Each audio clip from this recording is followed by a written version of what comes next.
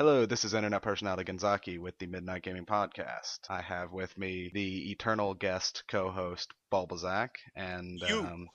Edward Fenix. Howdy doody. Take two. Indeed, tripped over my own name and take one. At this Um, point, what volume is this? I'm having a clue. I believe it's volume 9. Eight volumes later, and they still have been unable to get rid of me. Yeah, it happens. Another week passes and we are still not able to not mention Diablo 3. This time we got a few things to say on it. The CEO of Blizzard was interviewed on Diablo 3, and he actually gave some interesting things. Said that before they took the data from previous releases of StarCraft and World of Warcraft and tried to figure out how much server space they would need, and then got extra servers just in case, and they still didn't have enough server space. So that kind of, if that's true, it makes you feel better about them for the release issues, because that would say, well, they just didn't see it coming, and they couldn't have seen it coming, I guess, is what we're looking at. He also said that his intention on the auction house was to never make it feel like using it was mandatory, which I can see. I don't feel that it's mandatory. No. Now, this is the interesting one. He admits that the always online function was not meant to prevent privacy, but then he goes on to say that he thinks it's the best solution for the game in the long term. Did you say privacy or piracy? Piracy. Okay, just making sure. It was not to prevent privacy. If I said that, funny.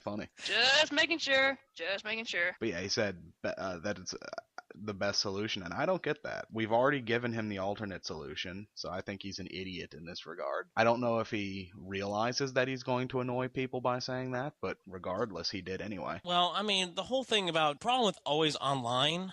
I mean, it works great for the MMOs because that's the whole point. But with a game like this, no one wants to be always online all the time because that opens you up to a world of problems, and you can't really enjoy that single-player experience as well as you could if you're offline. Well, that also means that the game you own, you cannot play when your internet connection's down. Yep. I think he was just trying to jump the gun because there's actually a, I guess we'll probably get into that because I have a feeling that I think you have it down here somewhere and we'll get to it, but there seems to be a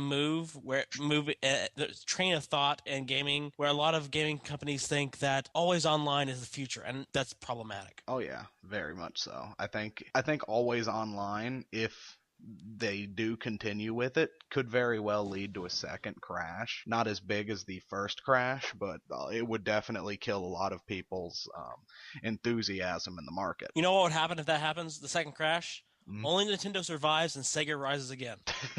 Bring it!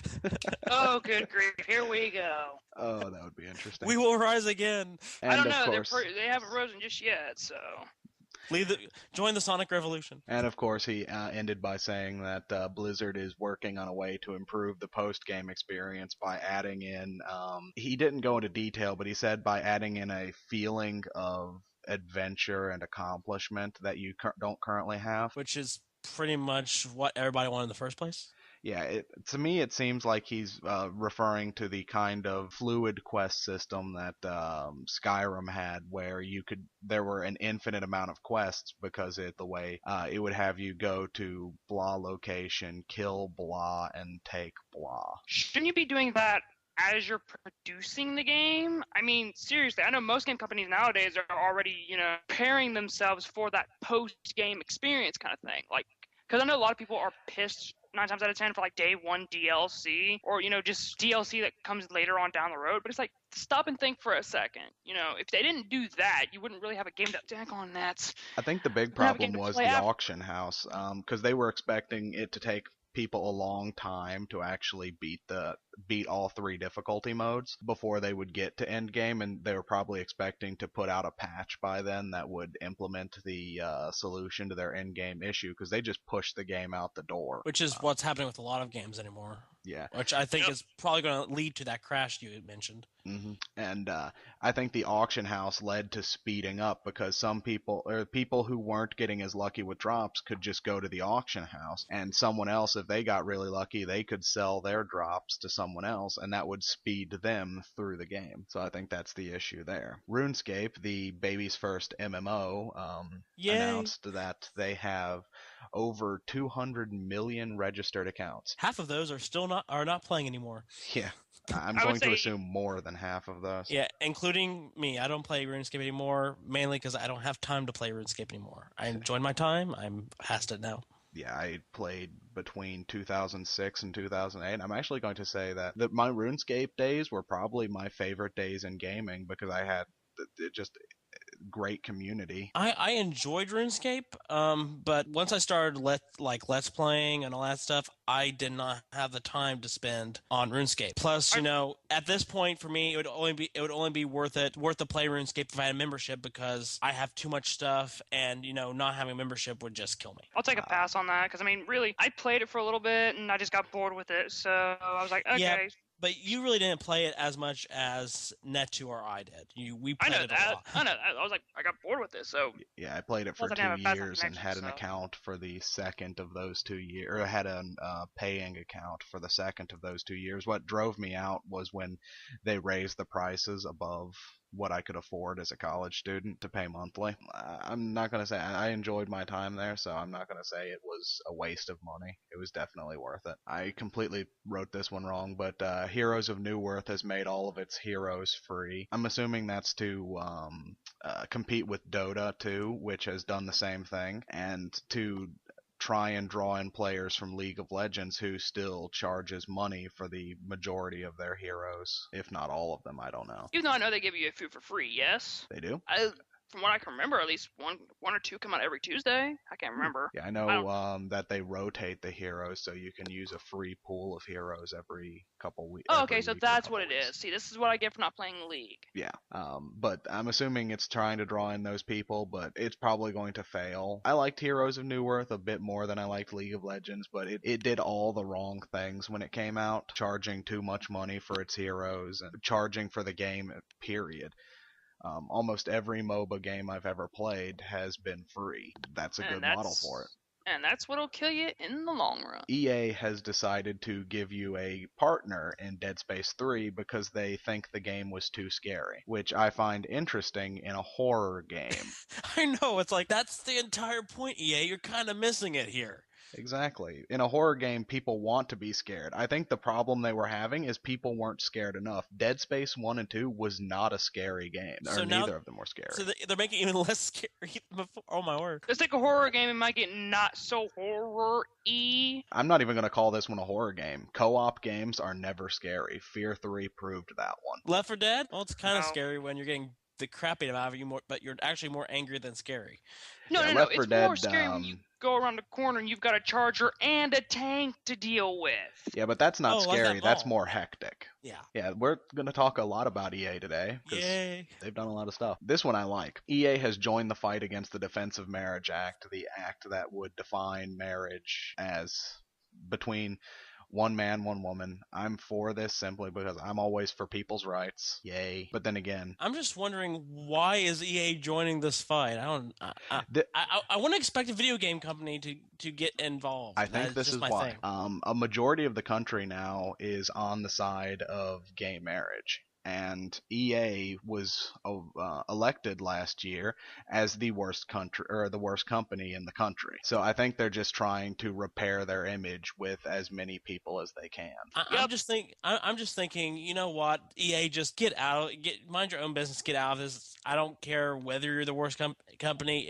You're in the worst company because you made crappy decisions like the Dead Space 3 decision. Get your nose out of this and work on actually making good games. Mind your own business, EA. Yeah, like I said, I just think it's I think they're just trying to appeal to fans. And if they think fans are actually caring about the Defense of Marriage Act that much, fans are just waiting for the next good game. I mean, the ones who actually give a crap probably aren't actually playing games. I'm sorry. I mean, I don't give a crap about this act at all, one way or the other. Speaking of waiting for the next good game, after settling a lawsuit for $26 million, EA has lost the ability to make exclusive agreements with the NCAA and the AFL, but they have retained their exclusive agreements with the NFL. Which is bull crap because freaking 2K games was kicking their ass back in 2K5 era. So, Which I like because with sports games, it seems kind of counterproductive to just have these exclusive agreements because it's essentially a monopoly monopoly on the market of sports games. Because would you rather play like a Blitz game where you're playing fictional characters, or would you rather play an NFL game where you're playing guys you know who are in your, say, fantasy football league? Plus, Blitz characters. if they're actually having to compete, they're gonna have to step up their game. That's Exactly. the problem. They want that monopoly because EA, like I said, back in 2005, when there was the ESPN 2K5 games out, EA was getting their asses handed to them handily by the 2K games because they were more innovative, more, polish and better design overall. They decided, you know what, let's just buy up the exclusive rights to it. So we don't have to try. Yeah. We don't have to try. All we have to do is just release something each year with just barely anything different. And the last bit on EA is we got a cool Freddie Wong video out of this, so I guess I like it in the long term. But EA did a premeditated leak, which means they made it look like a leak, but it was actually intentional for this to happen. It got leaked onto their Origin service that beta access to Battlefield 4, I believe, is going to be given to those who purchase the Medal of Honor Warfighter Digital Deluxe Edition. How many different sub-names can you actually add to that? I don't know. Yeah, the beta's supposed to start fall 2013, so... Medal of Honor Warfighter Digital Deluxe Hyper Extreme Edition with stuff. Hey, don't knock it. Freaking Street Fighter probably has the longest. I'll be honest with you. Let's just call it Street Fighter Really Long Name Edition. It's like Street Fighter, Capcom, Street Fighter. We are going to beat this horse until it's Glue Edition. Yes. Comic fans are going to be happy to know that the Deadpool game is being written by the author of the Deadpool comic. I figured that normally they try to get comic authors in on these video games, especially when they're good ones. Yeah, sometimes especially when they're not written by the same, or when there's not a movie involved, I should say. But with Deadpool, I think that in order to pull it off successfully, you had to bring the comic author in on this. Oh, yeah. I'm actually intrigued by a Deadpool game, especially with the comic book author, especially if they do what the Deadpool comic does, which is imagine a crazy, over-the-top action game that breaks the fourth wall. This is what I would like to see from a Deadpool game. It looks like what we're getting. Yeah, what I'd like to see is, say, Beautiful Joe or Devil May Cry or God of War, one of those types of games with the Deadpool style. That's all you need. And plus, you've got Nolan North, who's already he's already a freaking multi-million-dollar man at this point, voicing Deadpool. I mean, come on, this guy is just working his ass off in the industry right now. So, big ups to the voice actors who actually get behind these guys and do it. Tell me more about how they're getting behind these guys and doing it. Well, getting behind the voices and everything like that, and just doing their bit. You can find it on YouPorn. Yes, you can. Probably can. No, you probably can't. Xbox is the top-selling console for the last 18 months in a row. Doesn't surprise me. It doesn't surprise me either. The Wii exploded in popularity early on, but the Xbox is the PS2 of this generation. It has a lot of good games.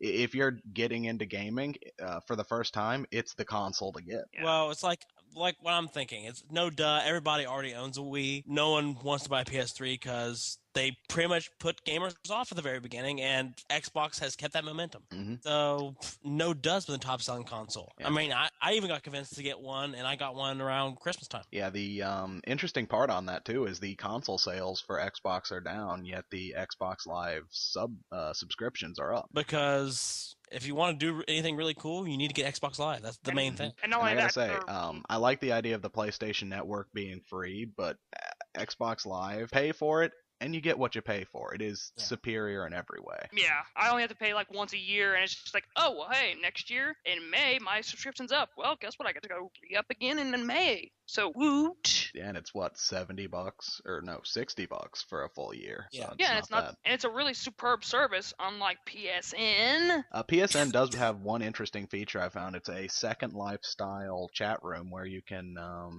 dress yourself up like, say, a stormtrooper and go and break dance in front of people to harass them. Yeah, not only that, it also has a little thing to where it'll give out your credit card information and everything like that. The top downloads. Everybody's downloading that back credit card. Yep, more on Xbox Live. Minecraft has sold over 3 million copies so far. Good job, Mojang, raking in the cash there. Yeah, and as soon as I can get the cash, I will probably buy the Xbox Live version of Minecraft too. Just because, why not? I have a cousin, I can mess around with it, especially since you can pretty much just do the main game stuff online. I find it hilarious that you have a game that was originally started out as PC exclusive and is now moved over to Xbox Live, and it's selling even more. So it's just like, good. Actually, I don't think it sold more than it sold on the PC. I think it sold like 20 million copies on the PC so far. But yeah, on top of the 3 million copies sold, they've obviously they're putting out these costume packs. So that's also going to be a lot of money, because if you play the game, you don't want to look like Steve, so go out, get a costume. And moving on, Mojang is being sued by a company in Texas, I believe, over patent infringement on the way Minecraft, they spelled Minecraft wrong in the legal papers. They called it Mindcraft with a D, but they're suing over the Minecraft Android versions, the way it handles private information and keeping the game from being hacked. And, Okay. yeah, it's stupid, and I actually like Notch, his thing. He tweeted that he would throw as much money as he could at making sure this company didn't see a cent. Which makes me just, this guy is awesome. Versus 13, for the Final Fantasy fans out there, has been put on ice yet again, or so says a proposed leak from within the company. And I don't find this that surprising. This seems like someone's pet project that keeps getting put off every time something new comes along. And given they're working on finishing up Kingdom Hearts 3D, they've got a lot of new things to do. Kind of irritates me. I just want Kingdom Hearts 3 already. Come on, Kingdom Hearts 3. Yeah, I mean, all these other Kingdom Hearts games, I mean, call them what you will, but they're essentially little side stories. They're not main Kingdom Hearts games. Yeah, if you remember Koizumi from episode 2, or episode 3, I don't remember. It's the first episode we brought you in on. Episode 2. Episode 2. I wasn't in the first one.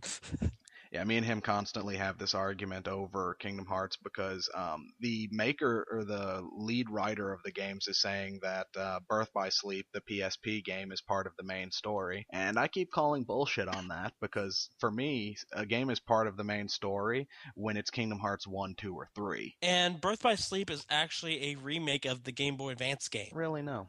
The remake of the Game Boy... Am I getting this wrong? I don't know. Yeah. No, it's Chain of Memories was Never the mind. Game Boy Advance I got it wrong. Yeah. They re-released it on PS2 under a different name. Yeah, I now I remember. See, even I'm getting all this Kingdom Hearts stuff, confused. Yeah, that would be Re-Chain of Memories. Already. Yeah. Fun game. Yeah, the Chain of Memories remake is just called Re-Chain of Memories. Yeah, that's what it is. Yeah, it's actually pretty fun. I'm sorry. It sounds like it's the Chain of Memories remake. Birth by Sleep? Yeah, I could see that. Birth by Sleep is a prequel, tells what happens leading up to Kingdom Hearts 1, and it is completely missable so far. Nothing you learn in that game is necessary to understand Kingdom Hearts 1 and 2, and I don't see it as being necessary to understand Kingdom Hearts 3, which I think is the way the Kingdom Hearts side games need to be, because, well... I can understand expecting people to own a PS2 and a PS3 to understand the story of the main games. But when you're asking me to own a PS2, a PS3, a Game Boy Advanced, a Game Boy DS, or a Nintendo DS, a 3DS, a PSP, and possibly a PSV, that's too much. Yeah, and to be honest, I honestly think when they finally do release Kingdom Hearts 3, whenever that is, I honestly think that it's going to be a multi-platform release. I hope so. I think they'd be stupid not to do a multi-platform release at this point. Because they lose all the sales of the people who just didn't buy a PS3 because there's no reason to at the moment. Yeah. Well, I mean, it made sense when it was PS2 exclusive before, but now with the gaming market the way it is, it doesn't make sense anymore because PS2 is not the leader. And obviously, if you just would release on Xbox Live, it felt like kind of a trail to the PS3 community. And now with Nintendo kind of sort of getting on the ball, and with them releasing on Nintendo systems, I think it's going to be a multi-platform release. God of War the devs for that have decided to refrain from depicting violence against women because apparently people bitched at it in the previous games. I don't get it. It's a game based on historical mythology, and we're allowed to slice up dudes, but we're not allowed to slice up chicks. I'm sorry, I'm for equal equality murder. Exactly. If you're good enough to vote, you're good enough to get slit up. That is not insensitive. That is true. You know, if you want to be equal, it has to be on every front, guys. People are going to say I'm sexist for that, but so be it. I'm not No, a sexist. sexism would be, you know, not having equality in every aspect. If you want equality, it has to be in every aspect, even in the gritty parts. Exactly. And you mentioned the always-on internet connection. This next one is Epic's coming up with a survival. It looks like it might be a little like a half MMO like Diablo 3 is, called Fortnite, and it's going to have an always-on internet connection because they decided that Diablo did something very unpopular. Let's copy it. You put it on the thing as may require, so we don't know exactly if it will or not. But High probability it will. I don't think Epic This Games is Cliff would go that route. Blazinski's company. It's a high possibility because he really, really hates the PC users now for some reason. I don't think he hates them. He just has some disdain for them. No. Look what he did I with follow. the Gears of War PC release. He released a very crappy port of the game, and then when PC gamers got angry at him for releasing a crappy port, he just said fuck it, and they haven't made a lot of PC games lately. Actually, I can't think of any. No, none other than now Fortnite. Yeah, so I actually do think he has something against PC owners because he feels betrayed that they didn't accept the Gears of War PC edition. They didn't accept his pile of crap, so you're not getting anything. I love this story. It's the this is our last little gaming story of the night. The homebrew console Ouya had a Kickstarter campaign that I believe they were looking for $900,000, and they ended up getting $5 million in funding, and I think it's still going too. And what the Ouya is it's a homebrew console that would allow you to put emulators on it. It's essentially a mini PC that put under your TV, plug in, boom, play your games. Huh. And they raised $5 million. Especially Yes. with the popularity with emulators on computers, I can see why it would be so popular. But here's the I could also question. see some possible legal troubles. That's what I'm thinking is here's the problem is even though emulators are technically legal when you have it on your PC, the ROMs are not legal. And once you get a console that will have these emulators on it, it's essentially doing the job of all these other consoles, and that's technically copyright infringement. I think they'll dodge that by because they're currently claiming it's a homebrew console and they want it to be for indie developers to put their games out. So I believe that's how they'll skirt that, but I'm not sure that they might not have enough money to fight it legally. They might, especially with some developers like Square Enix is not afraid to push out those cease and desist orders. Yeah, I can foresee us talking about this again because of legal issues. Yes, more than likely, because, hey, everybody's going to get up and I was like, wait a minute, they're making it so where they can just download games, and no, that is bad. Yeah, but then you'd have to go after the PC because it does the same thing.